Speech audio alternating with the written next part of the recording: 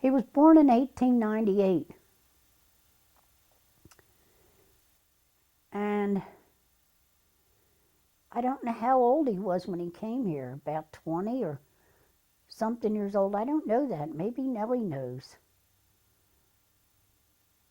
And he came to this country, and then he sent for his other sister, Aunt Nellie, and then they sent for Uncle Packy. So that's how he got here. So he didn't know anybody except Aunt Mary when he came here. And he lived there for a while, I understand. And then he started looking for work. You walk around Chestnut Hill and would say, Irish need not apply. He told me that story many times. So he started to get work wherever he could. He helped to build the subway, and he worked on that. Any place he could make a couple dollars, that's where he went. And they all got together, the Irish people, and they started having these clubs wherever Daddy's was, where they danced. And they had clubs where they drank. And they met each other, and that's how he met my mother. My mother had also come over. She was a Sweeney. They sent for each other. And she had older sisters here, and they sent the money for her to come over here. So they met each other at a dance, as far as I know, and they were both very good dancers. They used to tell a story of my mother when she first came here on the boat. She had never seen black people. And she thought they stopped in the wrong place. She thought she was in some other country. She got off the boat in New York, and she was scared to death. She ran back on the boat. The first thing I remember about my mother is we would get up in the morning, the children, of course, and Mother and Daddy would be in bed sleeping, and we used to jump on this and open their eyes with our fingers, and she would never say, oh, stop that, nothing. She was great. And I remember that my favorite memory is we used to go to the Albury Park in Germantown a lot on Sundays. And I remember her sitting beside me and teaching me how to sing A Daisy Daisy. And she was making clover necklaces for us. I don't remember being at home at all. Nobody prepared us for it, or for the home either, because Daddy was devastated. And he just didn't discuss it with us because we were kids, and it was always, you don't talk in front of kids. So they didn't talk in front of us. But I think we were sad. If I can remember, I'm sitting against a wall crying. That's what I remember. She was so anemic that it was really bad anemia. And what they did was tell her to eat a lot of liver. And then she had this congenital heart defect that nobody knew about. She had too many children. She had 5 children in 5 years. The last one died. She just had too many children too soon, and her heart couldn't take it. When my mother died, I saw her in the coffin. And her hair was so beautiful. She had on such a beautiful, it looked like a negligee, really. And I didn't know that I don't know how it didn't affect me when I saw her. And then I would go sit on the steps and look down through He was a grave digger at Holy Sepulchre Cemetery then. He used to have to walk, and it was early. He used to have to go very early in the morning. And so he was gone all day. And these women that he hired told me to make sure they did what they were supposed to do. And big tattletale, I told them everything they did. So they didn't work out. We had, I think, it was only about 4 or 5 weeks that he had these people. One drank. One took the money, he gave the food and didn't buy the food. And I don't remember what the other one did. But anyway, none of them worked out. My aunts offered to take us, but each aunt could only take one of us. And my father didn't want to separate it. So when my father went to the priest, he suggested that we'd go in the home. None of those relatives really cared enough about us either. But again, that was the times. Daddy cared the most about us. Those people all had their own problems raising their kids. It was a hard time. In society, it was depression time. It was tough. They all had a hard time.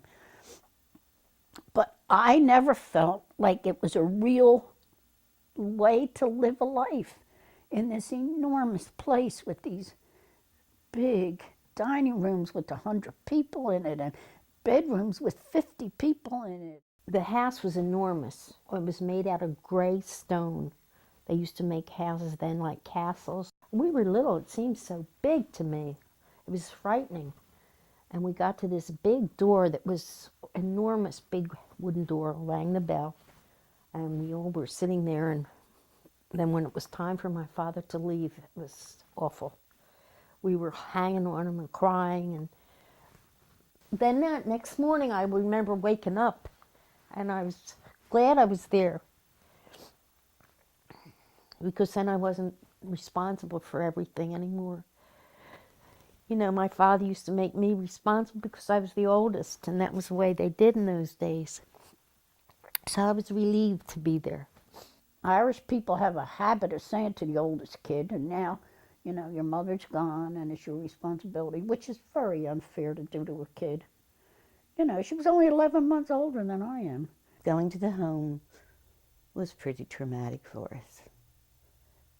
And we all sat on the floor and cried. Every time any of us got somebody would fight with us or something, then we all four of us get down and cry. And they'd say, "The Mannings are crying again." I was 6 years old. Patsy was 5.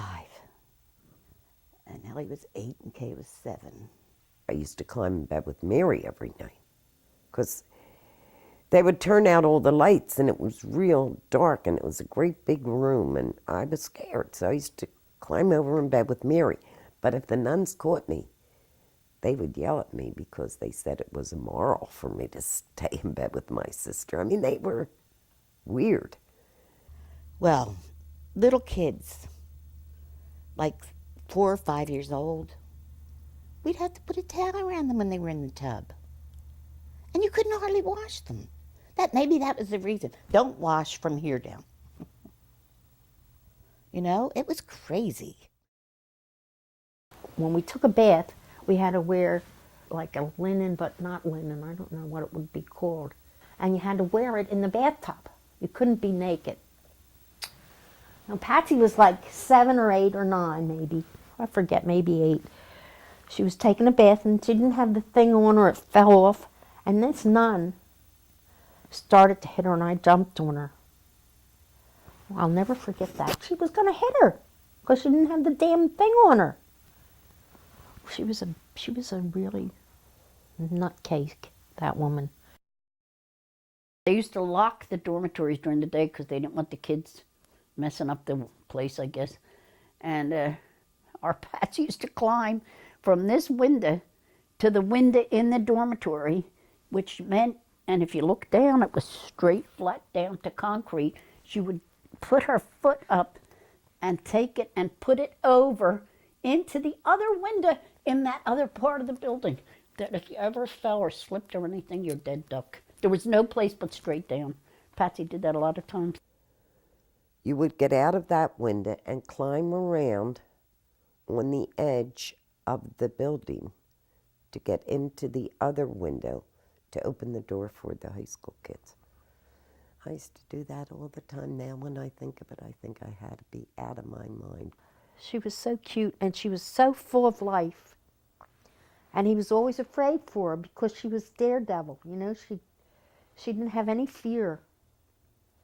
And so he was always worried about her, the bike.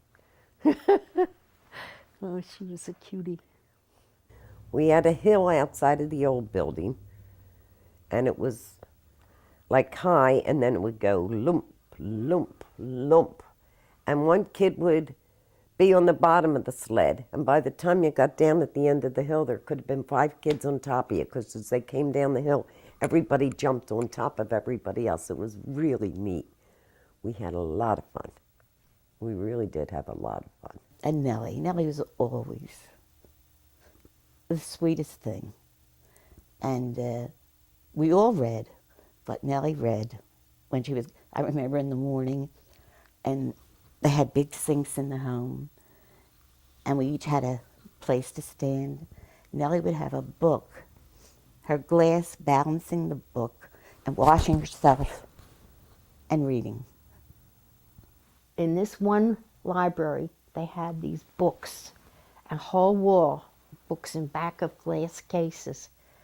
And when I discovered that, that was the end of me. I read all the time, and I could get in there sometimes. Sometimes it wasn't open, but a lot of times it was.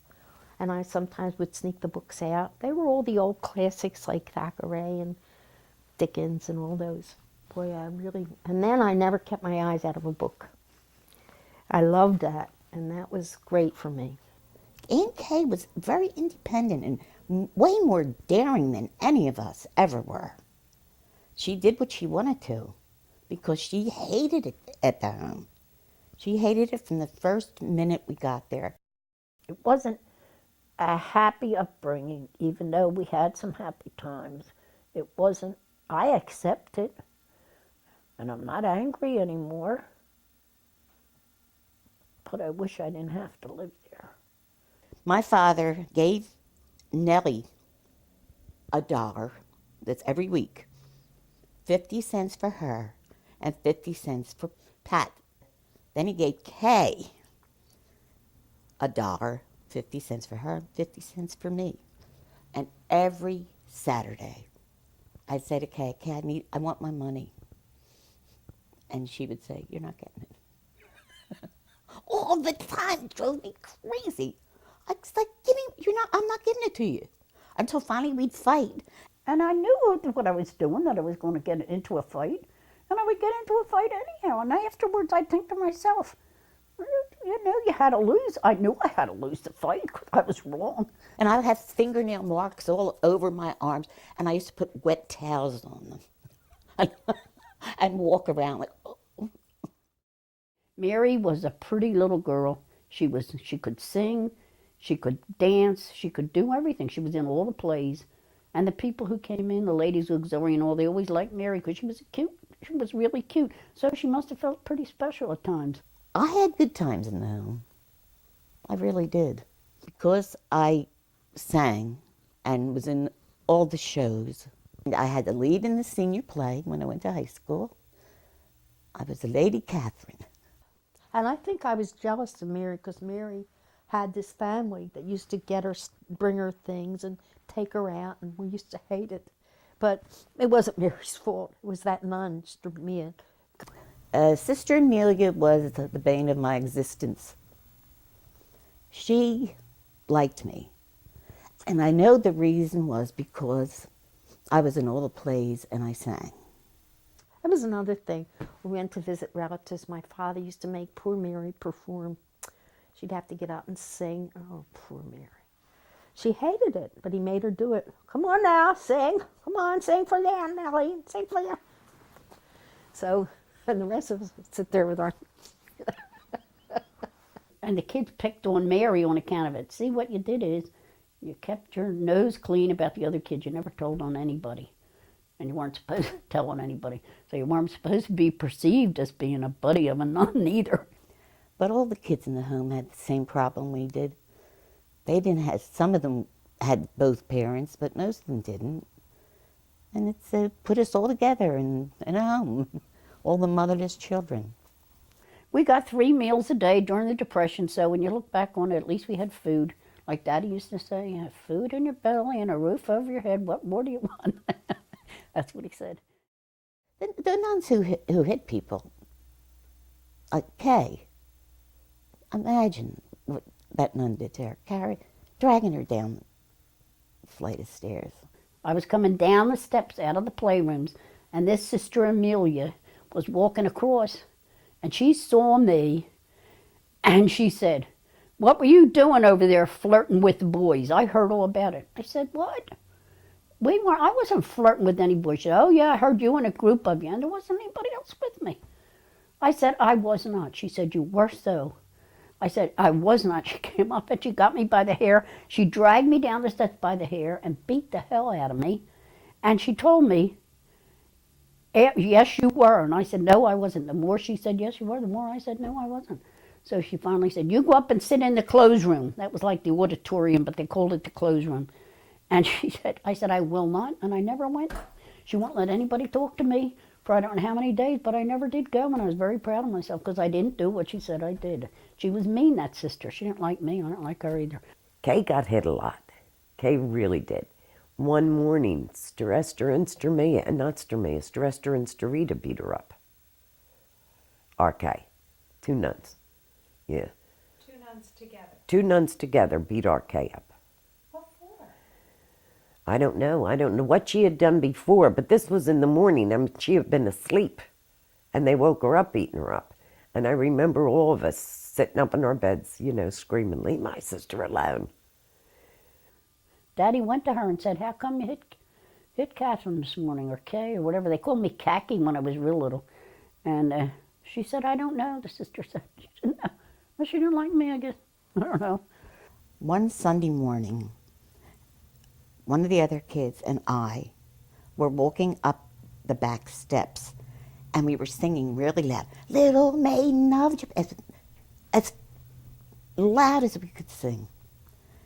And we went up to the dormitory, and all of a sudden, this nun came in like a whirlwind, and she took my head and her head and bumped them together. It's a wonder I have a rattle brain.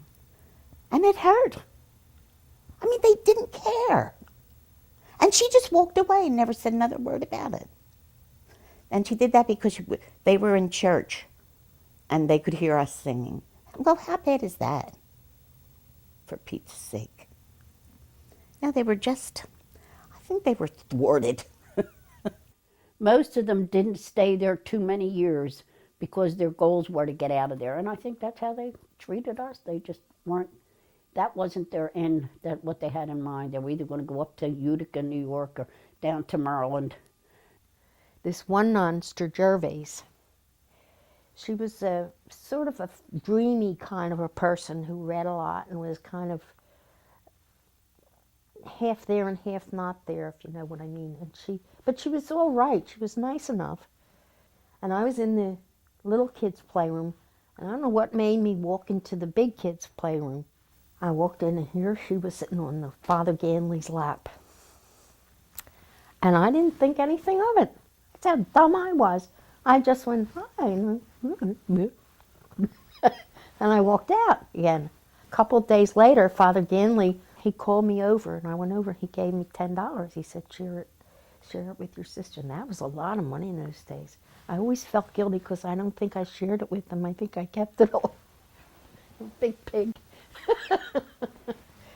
So anyway, but I never told anybody, and I didn't even think of that. It must have registered, because then after that, Sister Gervais gotten so mean to me. Oh, she was mean to me, and she was teaching me.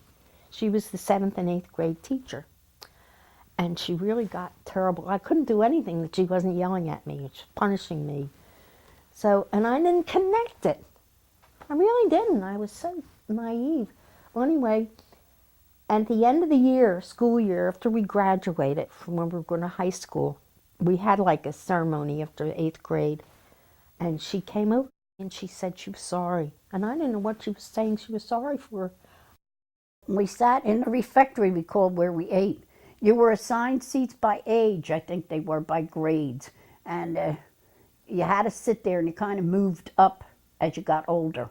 Yeah, we were assigned seats. Not that your name was on it, you just knew where you were supposed to sit. Yeah. And then if you had to do the dishes, and I was just asking my sisters not too long ago, how the heck do we have to wash the dishes? Because we always use dishes.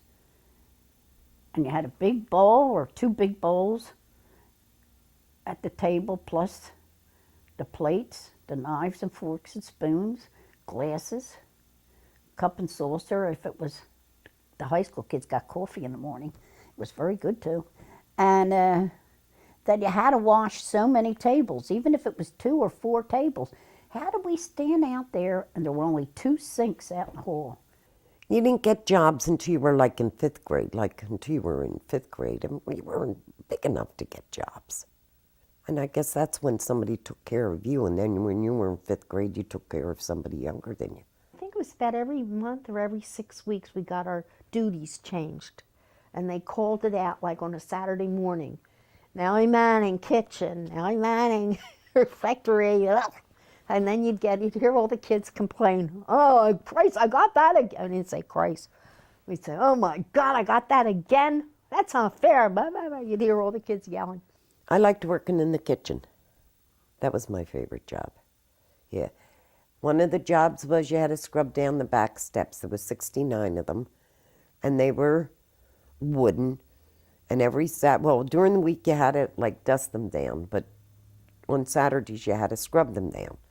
One day, they picked, I think it was 5 or 6 girls, to clean the storeroom. And they found the older wine.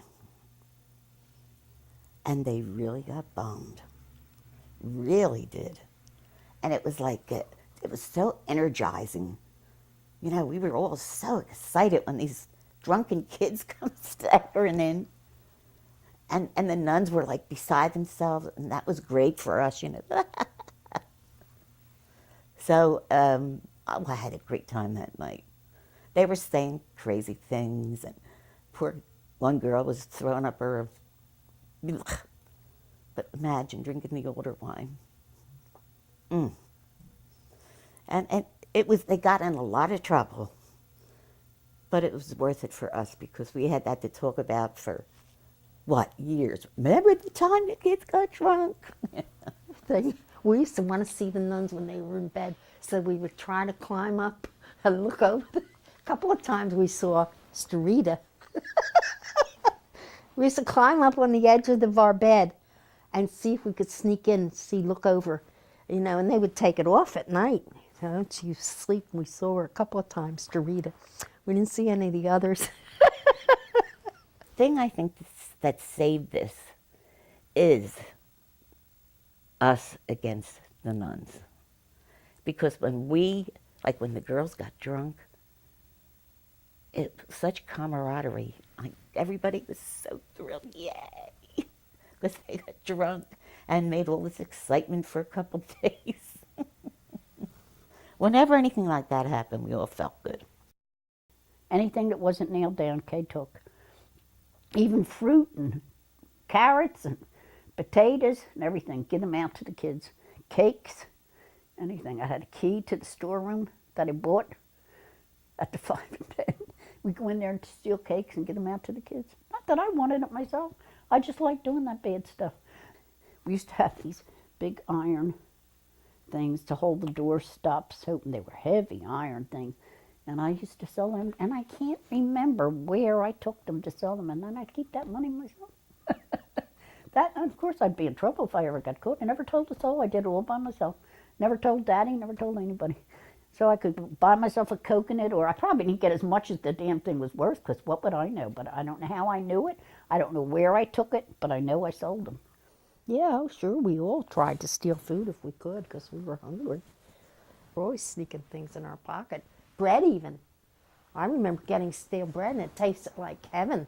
I was so hungry. Sometimes we'd get in the storeroom and grab a loaf of bread or out of the kitchen, hide it, and then we'd go in the laundry and we'd iron the bread. It made it delicious. It was real brittle. Like, we ruined the irons, and we were always they were always yelling at kids, if we find you doing, nobody ever got caught though. We'd clean it afterward, but we'd get the iron real hot and put it on the bread, and you'd hear it sizzle and get real thin. You did both sides. Oh, it was so good. We didn't have anything to put on, but they tasted so good. I did it for jelly beans. There was a big carton of jelly beans there. And so I ran in, I got 2 hands full, and then I went into the bathroom and sat in the stool until I ate them all. Because I sat on the pot because I didn't want anybody to see me, know that I stole the jelly beans. Well, yeah, if we got to it first, the nuns usually got that. You would take the cream off the top of the milk. They came in these great big tin containers. And the top of it, this much of it was all cream. And if you were lucky enough to get that, oh my God, it was the best thing you ever ate in your whole life. Put it on the cereal, it was to die for. Now, I don't care what generation you're living in, there's not many men who would go through what he went through because he loved us so much. It was during the Depression. A lot of the men just took off, left the women with the children. Daddy came every day, even before he went to work there. He never missed a day coming to see us. I can remember standing at a window watching him walking up the fat hill when he was all dressed on a Sunday, and such a memory I have of love, that I loved him. He was beautiful, he really was, and he had this black hair. He came in the big gate always, and we'd all run to him, you know. We waited for him on Sunday mornings, and he always came with the Sunday paper under one arm and a bag in the other with candy or some kind of treat for us. And they had this laundry room that was on the old building, and on the outside of it they had what they called drying tables. And this was like a big room on the outside of where the utensils were for the laundry. And we'd sit in there, and the sun used to come in. It was a really nice place. It was warm. And we'd all sit up on the table and read the paper, the four of us and him. Well, he paid for us the first couple of years, and then he got laid off. They had a strike. And he didn't have a job. So what he did was he came to work for them at night, and he did that free for them for I don't know how many years, in lieu of our board. Then he came to work there. They asked him to come and work there. So he used to eat his lunch there. And he got good lunches, you know. So he'd take, if they gave him pork chops, they gave him two, you know. He'd put one in his pocket. And if he saw one of us, he'd give it to us. He was so cute. Or an apple or whatever, because we didn't get much food. We got enough to sustain us, and we were all healthy. None of us got sick. The poor man, I used to follow him around when he worked in the home, cutting the hedges. He had to get up on a big ladder and cut them. And here I am at the bottom of the ladder. And Daddy, guess what? And Daddy. And he never said, why don't you go play? Never. Even if he didn't hear me, he would do, I told him one time, I said, Daddy, I always thought you loved me the most. And he said, didn't you know I knew you had to think that? I followed him around all the time, but we didn't talk a whole lot. You know, I would just follow him around. He was cutting the grass. I had to go down to see where he was. If I didn't know where he was, I had to know where he was, because I was always worried he might be drinking too much. I always hated to go visit my relatives because my father always got drunk. I remember we were going home on the subway from my aunt's in West Philly, and my father was talking to everybody, and he's saying, "Were you ever in Dublin?" And hold the phone, Newt. And every time he said it, I wanted to die. God. And another time down the shore, this friend of his took us to Atlantic City one day, because Daddy didn't have a car, of course. And Daddy was bummed. And somebody landed a needle and threw it on the boardwalk. Daddy tried to pick it up. He had a crowd around trying to pick up a needle. And I was like, I didn't believe it. Oh, you know, Daddy. He would go for months without drinking. And then when he went on a bender, forget about it. He was drunk all the time. You know, and so we worried. But I don't think we ever acknowledged it to each other. But then as he got older, and as we were there longer, he started to drink more.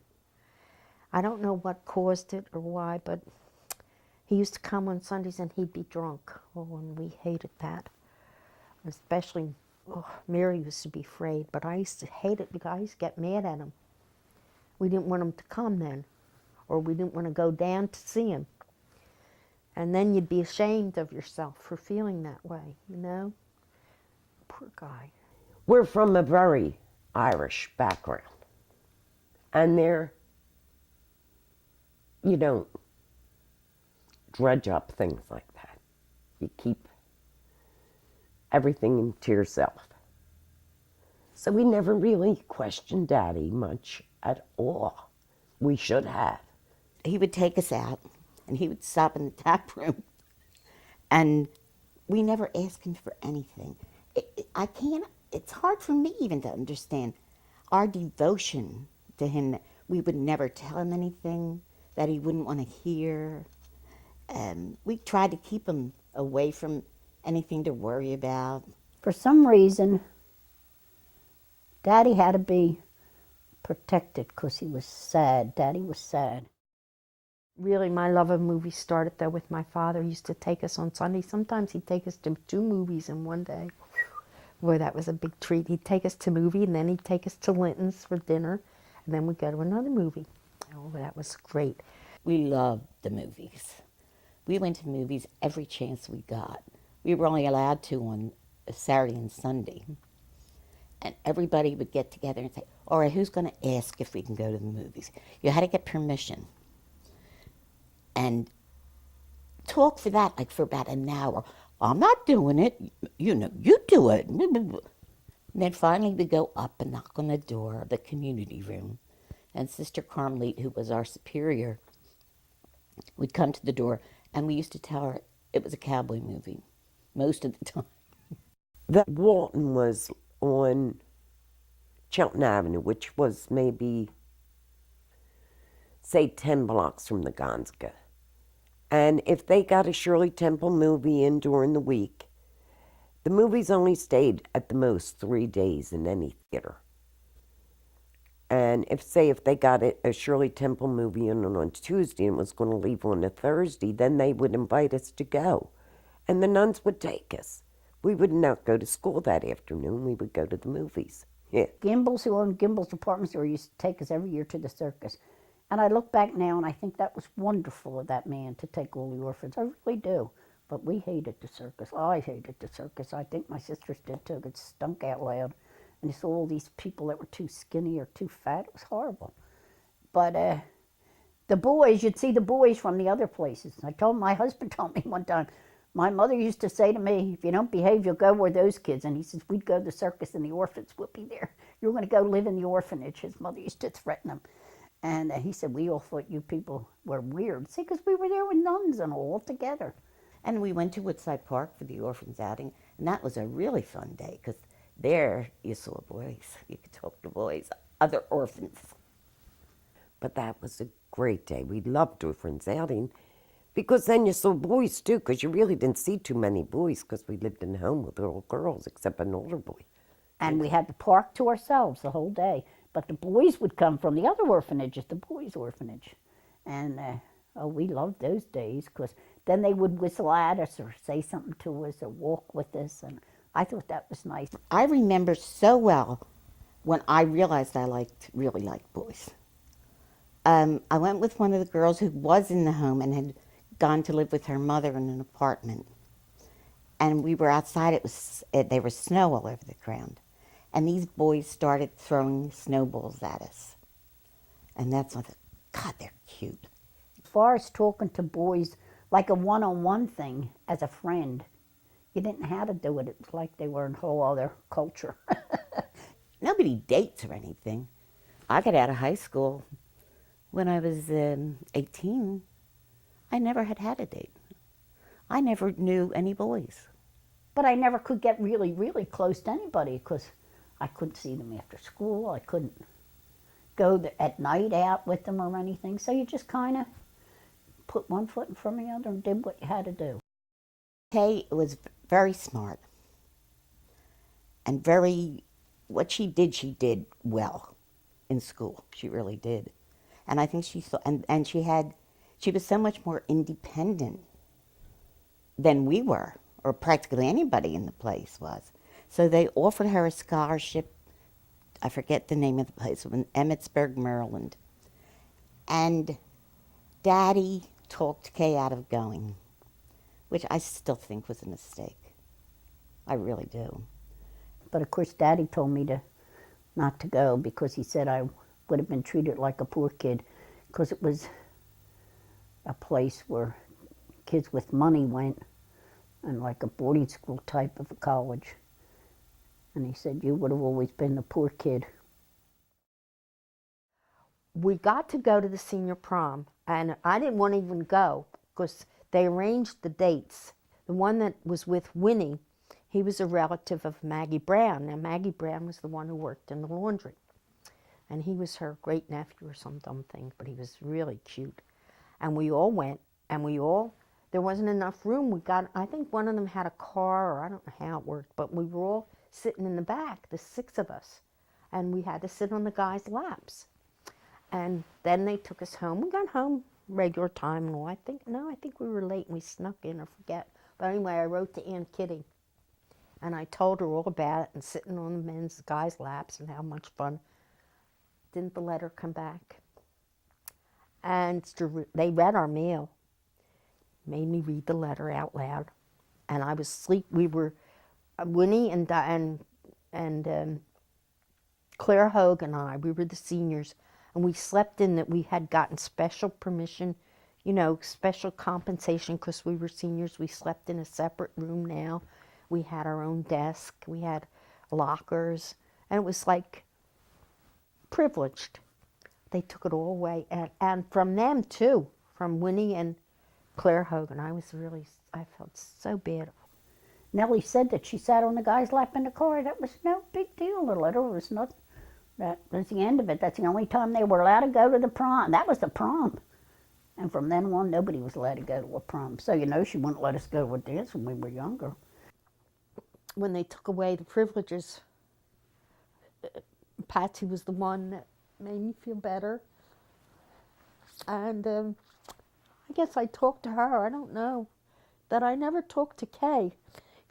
I don't know why Kay and I always had kind of a rivalry. I never did understand. I still don't. And Mary, I always kind of felt sorry for her. So it was, if anybody, I guess it was Patsy because I know she understood that. That was an awful thing they did to me. The other kids hated me. And she was the one I talked to, I think, about it. But I don't remember nobody what we could go to with a problem. They put the girls out as soon as they finished high school. These girls didn't have an education. They went to commercial school, which teaches them how to type and take stenography. And they were just, that's it, you're on your own. And I remember the 2 kids who left, and I liked these 2. They were nice kids.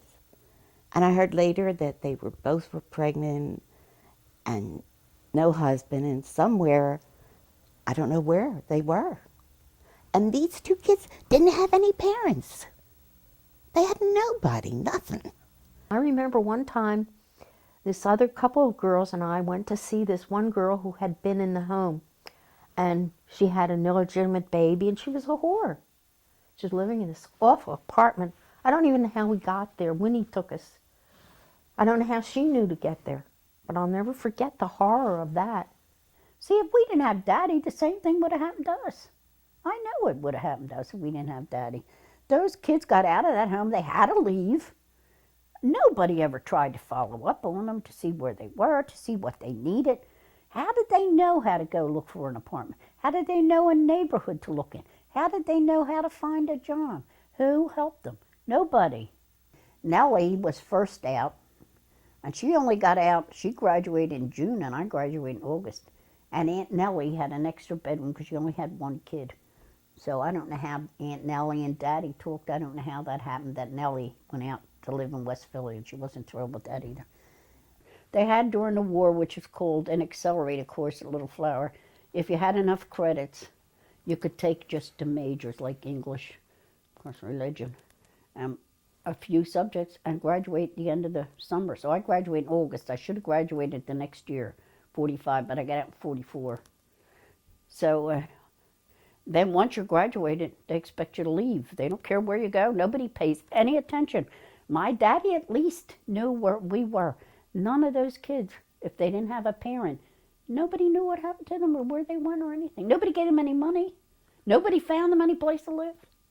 If they didn't have a sister or a brother or somebody outside, they literally went out into the big world because that's what it was like. Because remember, we were raised in that kind of a place with those kind of people, and you came out and you didn't know how to live in a house, you didn't know how to hang a curtain, you didn't know how to do so many things. I didn't have any input as far as I know. You're going to go live at Miss Kelly's, and that's what I did. Daddy took me over. And I was very unhappy there, but I couldn't say anything then. I didn't know what to do. I just didn't like being there. She was so old and old-fashioned, and this isn't what I thought the world was like. So I went up, started hanging up the corner in the drugstore where they had a soda fountain. And I used to go up and buy a soda. And I met this girl in there, and she started to talk to me. I started to talk to her, and I must have told her, I'm sure I did, where I was living, that I was from the home and where I was living and all. So she said, I'm going to ask my mother, maybe he can come and live with us. So she asked her mother, and her mother said yes. So I told Miss, and I forget, Miss Kelly, and I don't know what the reaction was that I was leaving. Of course, I had to tell Daddy too. Her mother and father were divorced. Her father was a major in the service, in the Army. And she went out every morning to work dressed as a nurse. I thought she was a nurse. Her daughter acted like she thought she was a nurse. And one day, we went into Lerner's downtown on Market Street, where they sold women's clothes, and there she was, a sales lady. She worked as a sales lady in the store, pretending she was a nurse. So, you know, that's strange. So her daughter went home and took all her mother's clothes and threw them in the bathtub and turned on the water and kicked her mother into the tub. The mother was humiliated. So then they went away or something, and I had a party. Kids that I had met, because in the meantime I had been going to dances with Jean and her friends. And we had a party there. Well, anyhow, somebody called the police. Of course, I got blamed for the party because it was too loud. So they told me to leave. So one of the girls was at the party, said, oh, you can come and live at my house. So I went to Rose's house. So we used to get jobs together. I had 19 jobs in 1 year. It was easy to get a job then, needless to say. So if she would quit a job, I would quit a job. Or if I would quit a job, she would quit the job. So then her parents blamed me for Rose not working. So I had to leave there too. So then I had met this other girl, Peggy, at a dance. And she invited me to come to her. Oh, come to our house. Because I had to get out of Rose's house. So I went to live in that house, which was the worst of all. You walked into that house, and you just go along like Chicken Little. And there this woman is sitting in a chair. And you didn't have to be a mental giant to know she was drunk. And talking silly. The father sitting in a chair, this little man. Evil-looking little man. But anyhow, one night I woke up and there was Peggy's brother. I slept with Peggy, standing over my bed staring at me. Well, I got so scared. Then he ran. And I didn't say anything. And I didn't know what to do, and I was scared all the time. I guess I was getting more whatever. I had never been a girl who got in trouble, rarely fought, did my homework and everything by the book. And this one day at lunchtime, well, the fact is we had gotten girls and nuns from another home. And here I am not a penny in the world, and I'm snobby. I didn't like them.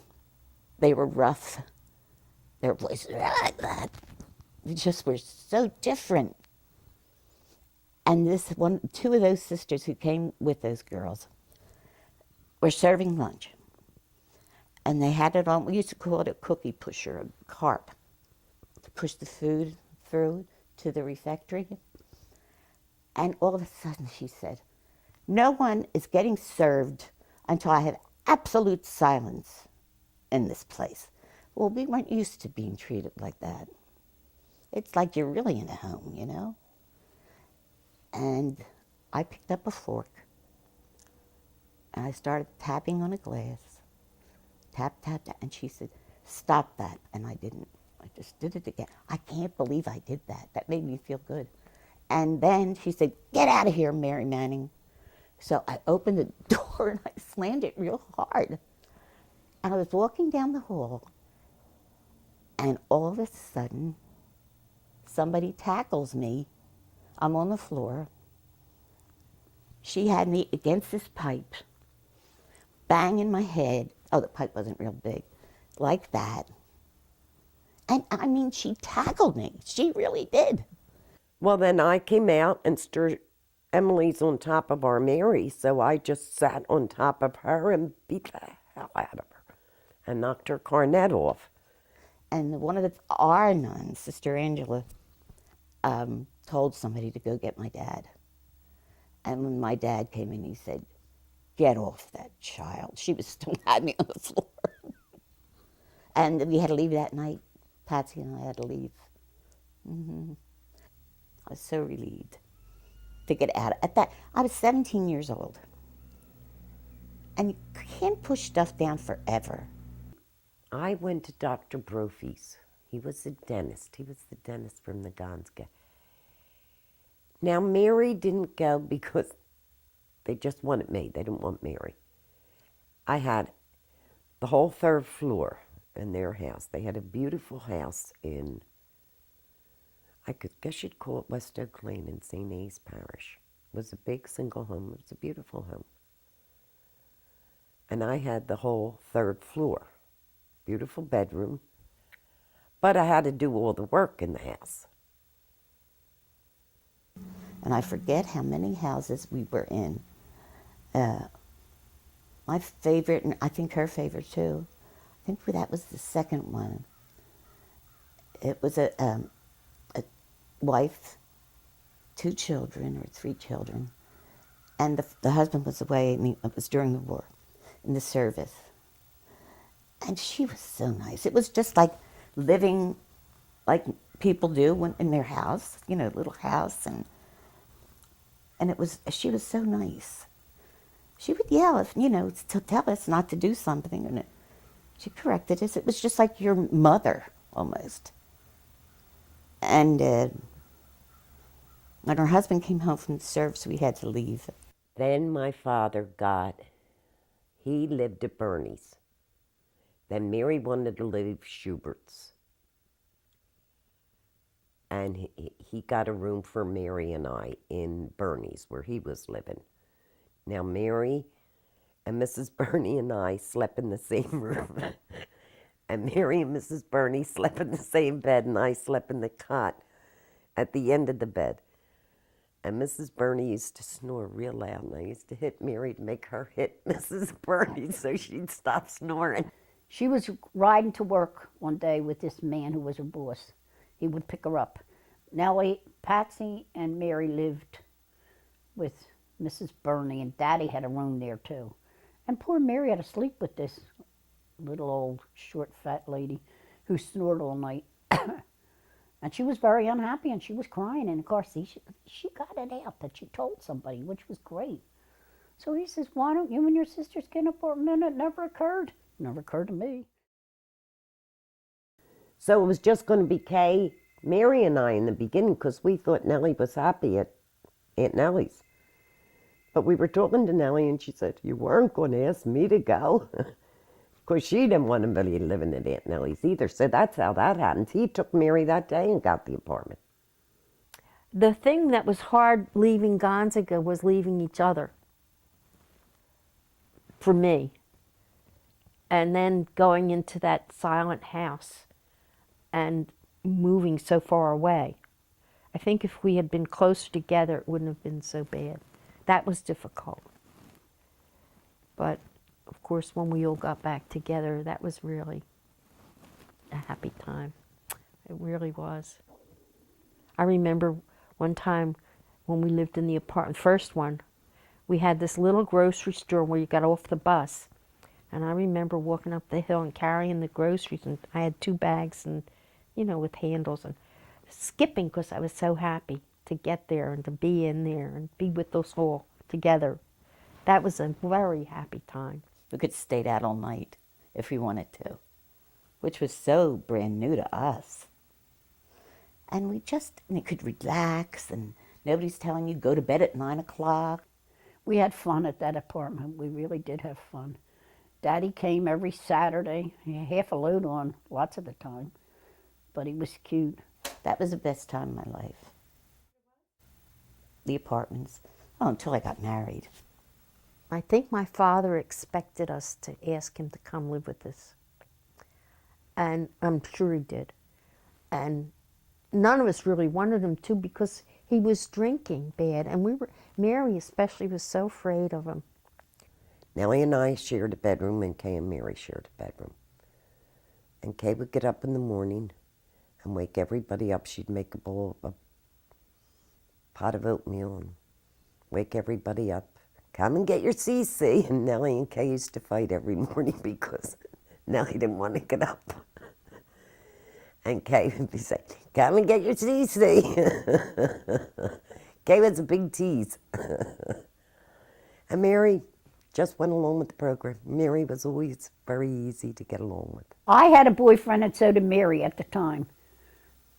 Patsy was going out with different guys. I used to tease her too. I used to date this fella, Ernie Cuff. And Ernie, at the time, it was stylish. The boys wore pompadours. And one night he was late, and she said he probably got his hair caught in the door. His hair caught in the door. That's why he's late. And she said, one night I was listening, Pat, and you were saying, I love you, Ernie, only you. And then she told me years later, she said, Pat, I was only kidding. Like I didn't know that. The guys used to come over, Franny and Mill, and they were always late. Always late. And Kay, she used to say to me, if you laugh when I'm yelling at Franny, you better not laugh. But I always laughed because he was funny and she was funny. Then they'd come over to the apartment later, and I'd hit Franny with a broom. Many's the fight we had. And then Nellie would start crying and carrying on because she wanted to sleep. When we had fights, we had fist fights, physical, pulling hair and all. And I guess they weren't that. And then, of course, we always made up afterward. None of us were grudge holders. And then we played cards at night, and poor Mary never wanted to play cards. She just wanted to sit there. Of course, we didn't have television or anything. She would read, I guess, wanted to read. We made her play. We physically would pick her up or bend her ear like this or something to make Mary play cards when she didn't want to. Wasn't that awful? She used to even almost cry, and we still made her play. You're playing, because we didn't like to play three-handed. You didn't mind fighting with Nellie and Mary because they didn't hurt you. But Kay did. Kay, she was such a teaser. Oh, she was awful. One time she came after me. She put something in the toilet bowl. Forget what it was now. Mary will remember. And she put it in there, and she's running after me to hit me with it. If you don't sit down in that chair or say, I love you, Kay, I'm going to touch you with this. And I'd make them sit there, and I wouldn't let them move because I was going to touch them. And I kept just like I did when I was a kid. I said I wasn't giving them their money. I made them sit there. They didn't know whether they're scared that I was going to touch them with it. I wouldn't have touched them with it. But at the same time, I had to do those kind of silly, ridiculous things and be in control. Oh, another fight we used to have was Patsy used to take our clothes, mine especially, and then wear them when we weren't there. You know, she'd sneak them out, and then I'd be furious, and we'd have a fight about that. I remember one weekend going down the shore. Betty Gavin's family had a place in Wildwood. and they invited me down for the weekend. And I took all Mary's clothes with me because I didn't have any, and took them all in. And she had to go look for a job. I had nothing to wear to go look for a job. And my father told me I had to go. The only thing I could get into was this black dress with like satin pink stripes here, a peplum. I looked like a prostitute. And there were soldiers and sailors all over downtown then. And they were making like really horrible noises at me and woo, woo, woo. I know I looked like a prostitute. And I had black lipstick on, Russian sable it was, and high heels. Oh my God. I didn't get a job that day. Well, anyhow, while we were living in this apartment in Germantown, then the kids from downstairs, the two boys, I don't know how old they were at the time, but they asked us to go out, and we stood there and laughed in their faces. And the night I answered the door when the fella came and asked if I wanted to go to the movies or anything, I was engaged. And we laughed at everything. We were not very good about not laughing at things. And the poor fella, and I was hysterical. So all I could do was like get behind the door and show him my ring. And then when he'd leave, everybody, oh my God, what are those guys? They are really, they were kind of goofy. It's funny now, but it wasn't funny then. And the reason we got kicked out, we were making fun of her sons. So then we went over to off the boulevard at C and Eleanor, and we had an apartment there. But that same year, Kay got married, Patsy got married, and Mary got married. All in the 1 year. And my father got married. He came over on a Saturday afternoon and told us he was getting married. And Patsy, she better treat you right. She's crying. He was scared, telling us. And he was sitting in this chair and put his feet up like this and he's holding on to his hands. I'm going to get married. What do you think? I was glad for him because I hadn't met her yet. Mill was, to me, of the three brothers-in-law, I could relate to the best. He was so gentle and he always made me feel welcome. Richie was great too, but he was always out. First time I saw Rich, Pat's husband, God, he was handsome. Rich, your father, really, other than playing basketball, pretty much hung around because we were only kids too, around Germantown. And Mill and Franny were from Longcrest. And they didn't really play basketball, so no, your father didn't know them at all. Well, Daddy and I went into a room. Mary and Mill got an apartment, and Kay went to live with the Leonards. And I think I was too young to realize all the implications of what was happening. It just happened all so fast, and I just was in a fog. Just like when Bob died, it was the same thing happened to me. It was like you're not there. It's a weird, strange feeling. You disembody or something, and you just go through the motions until finally you wake up and you think, oh boy, look at all that's happened. But I always thought Nellie had the world by the tail because she was single. She had a good job. And here Nellie wasn't happy either. But see, we never told each other anything. Isn't that awful?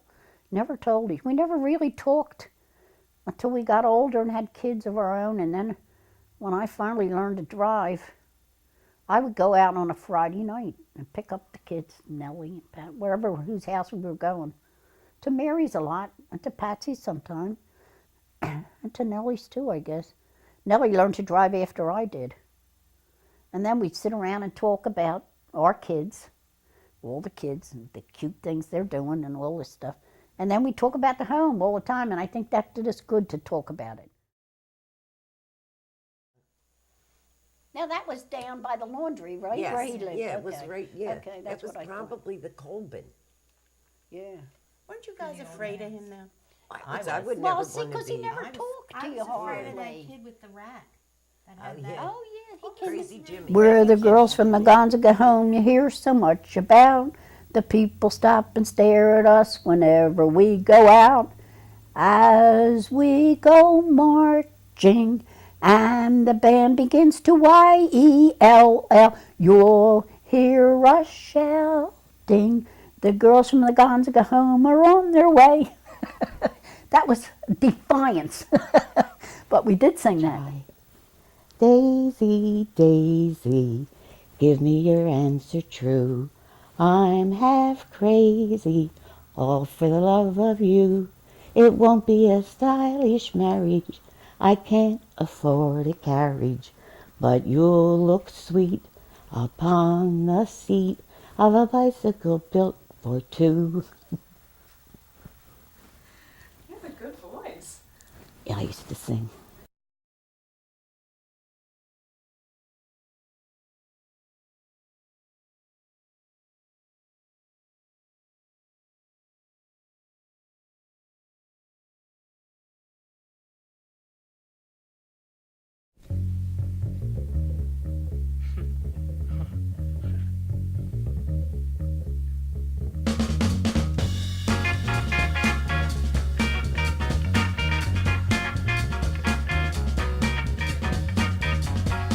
Hi, everybody.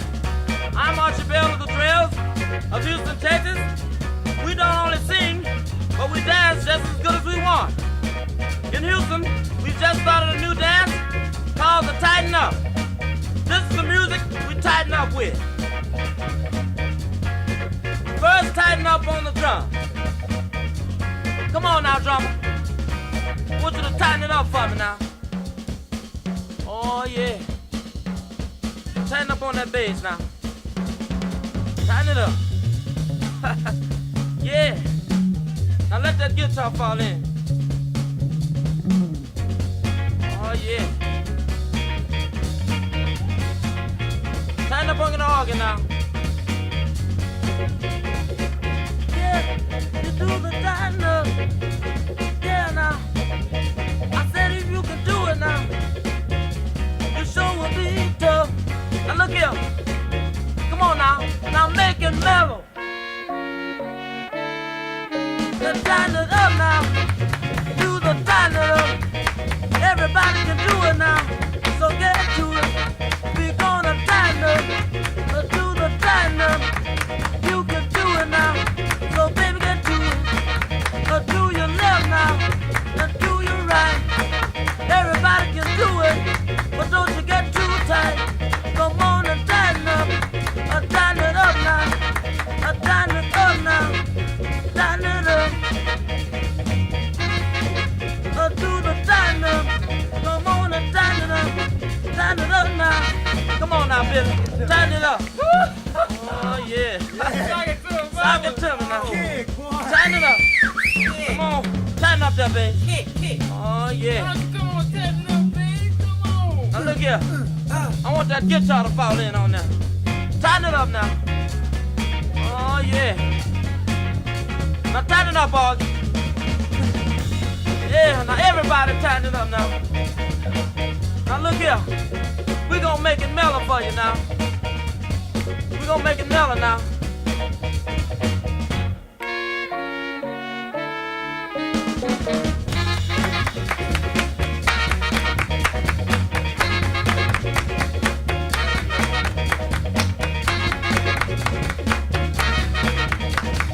Tighten it up, you can get it.